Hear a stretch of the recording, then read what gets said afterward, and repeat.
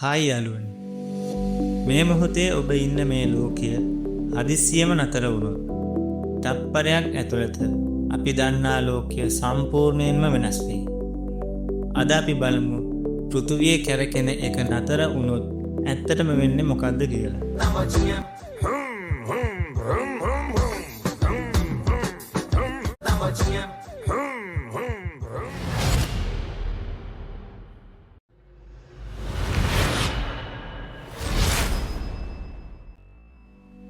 අපි හිතන්නේ ලෝකය කියන්නේ නිසලව පවතින ගල් ගොඩක් කියලා.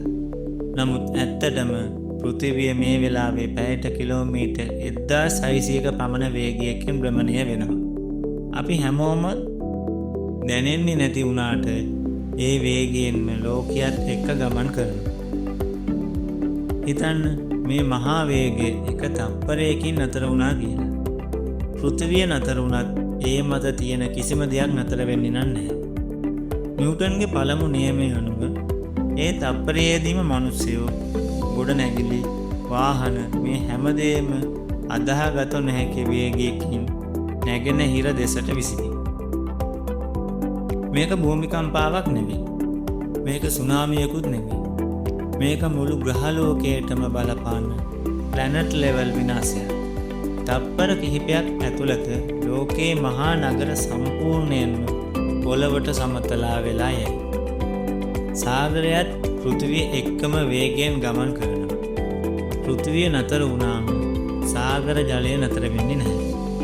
ඒ වේගය නිසා ලෝකයේ මෙතෙක් දැකපු විහිසුණුමු සුනාමි රළ නිර්මාණය වෙයි. මුළු මහද්වීපම මොහොතකින් මුහුදුබත් වෙලා යයි. ලෝකයේ නතර වුණත් වායුගෝලය තවමත් කැරකෙනවා. පැයට කිලෝමීටර් 1000කට වඩා වේගවත් ඡණ්ඩ මාරුත හමන්න පටන් ගනී.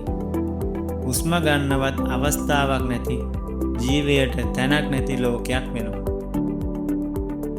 භ්‍රමණය නතර වීමෙන් සමග දිනය සහ රාත්‍රිය තීරණය වීමත් නතර වෙනවා. ලෝකයේ එක පැත්තකට සදාකාලික දහවන අධික උෂ්ණත්වය නිසා ජීවිතය විනාශ වේ.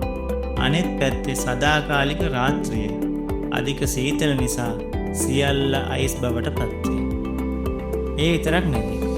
පෘථිවියේ මැග්නටික් ෆීල්ඩ් එක හෙවත් චුම්බක ක්ෂේත්‍රය දුර්වල වෙලා නැති වෙලා යයි. එතකොට සූර්ය විකිරණ සුජුවම පෘථිවියට වැටේ. සියලුම ඉලෙක්ට්‍රොනික පද්ධති බිඳ වැටෙන අතර ජීවීන්ගේ DNA වලට පවා හානි සිද්ධ වෙන්න පුළුවන්. පළමු තප්පර 10 ඇතුළත මනුෂ්‍ය ජීවිත වලින් 99%ක්ම අවසන් වේ.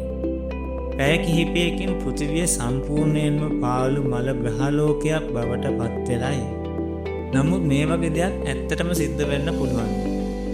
විද්‍යාවට අනුව නම් මේ almost impossible.